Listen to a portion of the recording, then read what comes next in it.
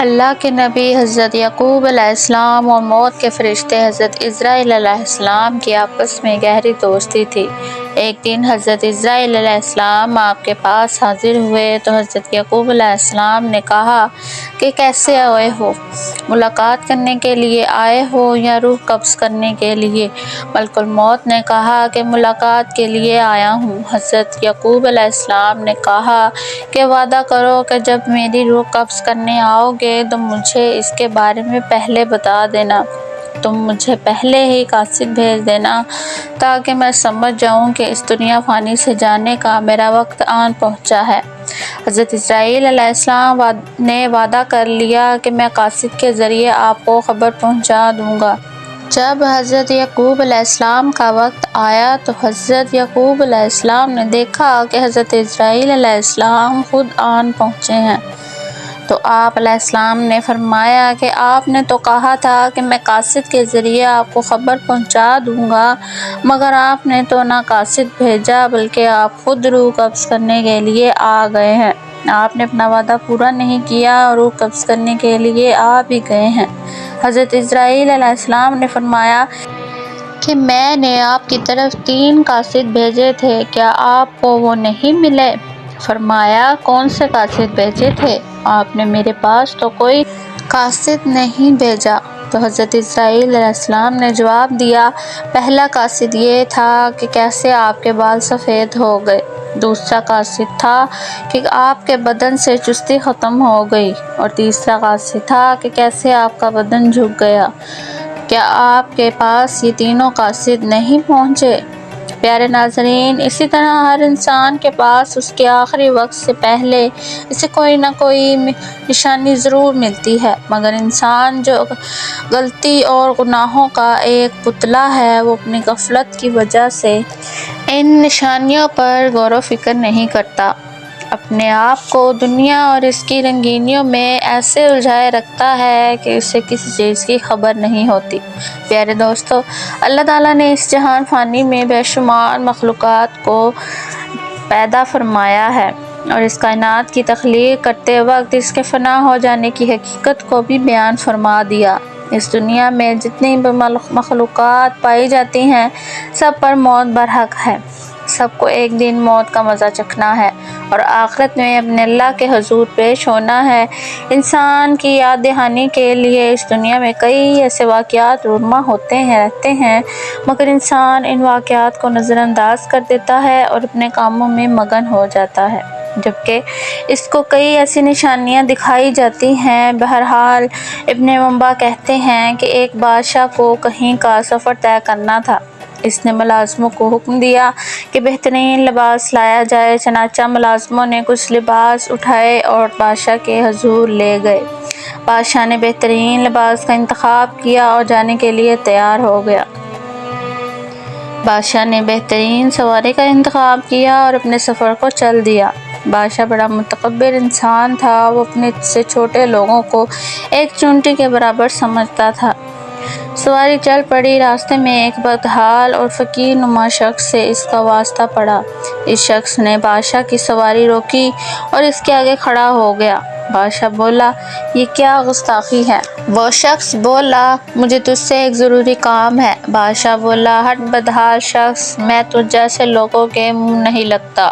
اس شخص نے گھوڑے کی لگام پکڑ لی اور اسے ایک جھٹکا دیا۔ بادشاہ بولا، یہ تو نے گستاخی کر دی ہے، رک ذرا مجھے نیچے آنے دے۔ وہ شخص بولا کہ نہیں، مجھے کام ہے۔ بادشاہ بولا، اچھا بتا تیرا کیا کام ہے؟ وہ شخص بادشاہ کے قریب ہو کے بولا، میں ملک الموت ہوں اور میں تیری روح قبض کرنے آیا ہوں۔ بادشاہ گھبرا گیا، بولا، مجھے ذرا سی مہلت دے دو، میرے اہل و عیال پریشان ہو جائیں گے، میں اپنے خاندان کو تو بتا دوں اور ان کو تمام ضروری باتیں بتا دوں جن سے وہ بے خبر ہیں۔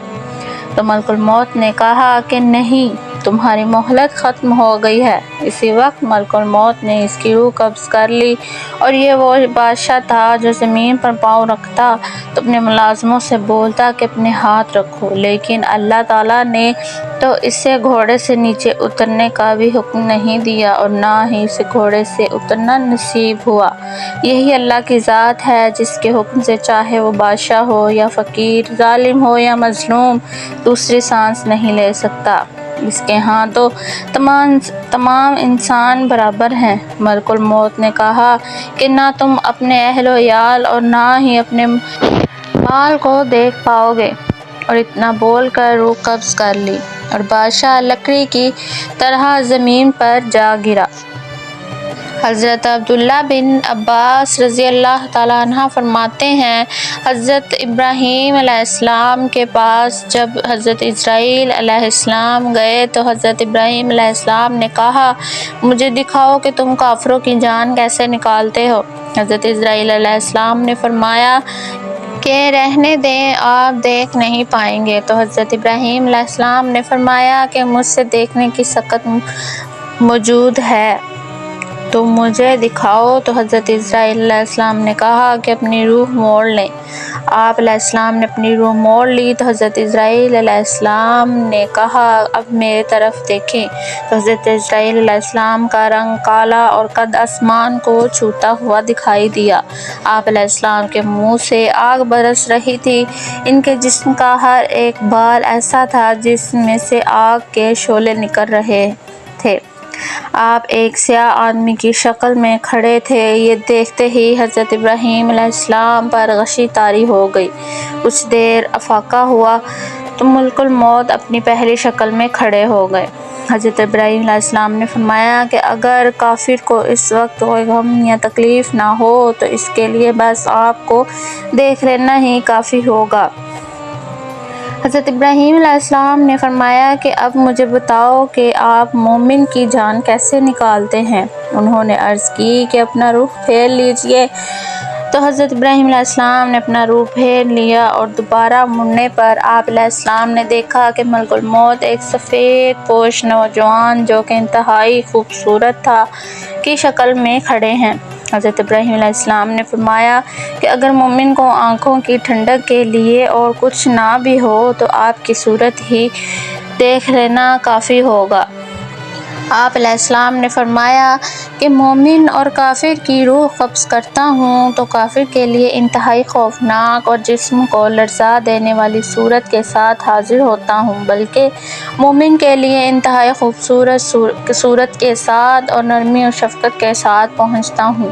اسی طرح ایک بندہ مومن کے پاس حضرت اسرائیل علیہ السلام پہنچے تو مومن کو فرمایا کہ مجھے آپ سے ایک ضروری بات کرنی ہے۔ مومن نے کہا، جی بولو۔ تو آپ نے کہا کہ میں ملک الموت ہوں اور تمہاری روح قبض کرنے کے لیے آیا ہوں۔ تو مومن نے انتہائی خوشی اور مسرت سے جواب دیا کہ ہاں ضرور، آپ میری روح قبض کر لیجئے۔ حضرت اسرائیل علیہ السلام نے کہا کہ آپ کو جو بھی کام ہے آپ اسے پورا کر لیجئے۔ مومن نے جواب دیا کہ مجھے اپنے رب کی بارگاہ میں حاضر ہو کر اپنے اللہ سے ملاقات کے علاوہ اور کوئی کام نہیں ہے۔ آپ جلد اپنا کام انجام دیجئے تاکہ میں اپنے خالق سے مل سکوں۔ میں خود آپ کا بے صبری سے انتظار کر رہا تھا۔ ملک الموت نے بولا، آپ کس حالت میں اس دنیا سے رخصت ہونا چاہیں گے؟ بندہ مومن آگے سے جواب دے گا کہ کیا آپ کے اختیار میں یہ ہے؟ ملک الموت نے کہا کہ آپ بتائیے تو صحیح۔ تو مومن نے کہا کہ میں سجدے کی حالت میں رخصت ہونا چاہتا ہوں۔ آپ نے فرمایا کہ آپ سجدے میں گر جائیں۔ تو مومن سجدے میں گر گیا اور ملک الموت نے روح قبض کر لی، اور وہ مومن اپنے خالق حقیقی سے جا ملا۔ ایک دفعہ حضرت محمد صلی اللہ علیہ وسلم اپنے صحابہ کرام رضی اللہ تعالیٰ عنہ کے ہمراہ تشریف فرماتے کہ وہاں ملک الموت حاضر ہوئے۔ حضرت اسرائیل علیہ السلام ایک انصاری صحابی رضی اللہ تعالیٰ عنہ کی جانب جا کر دیکھنے لگے اور اس کے پاس جا کر کھڑے ہو گئے۔ حضرت محمد صلی اللہ علیہ وسلم نے ملک الموت کو دیکھا تو فرمایا کہ اے ملک الموت، ذرا سی نرمی کے ساتھ، یہ میرے صحابہ ہیں، میری شفقت کے سائے تلے ہیں۔ حضرت اسرائیل علیہ السلام نے کہا، اے آپ اطمینان رکھیں، میں ہر وہ انسان جو آپ صلی اللہ علیہ وسلم کی اطاعت کرتا ہے، میں اسے ہمیشہ نرمی کے ساتھ پیش آتا ہوں۔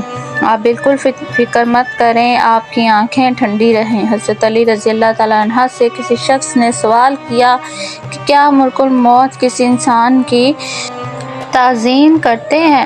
حضرت علی رضی اللہ تعالیٰ عنہ نے فرمایا، بالکل، وہ 3 کام ہیں، جو یہ کام کرے تو فرشتے اس کی تعظیم کرتے ہیں۔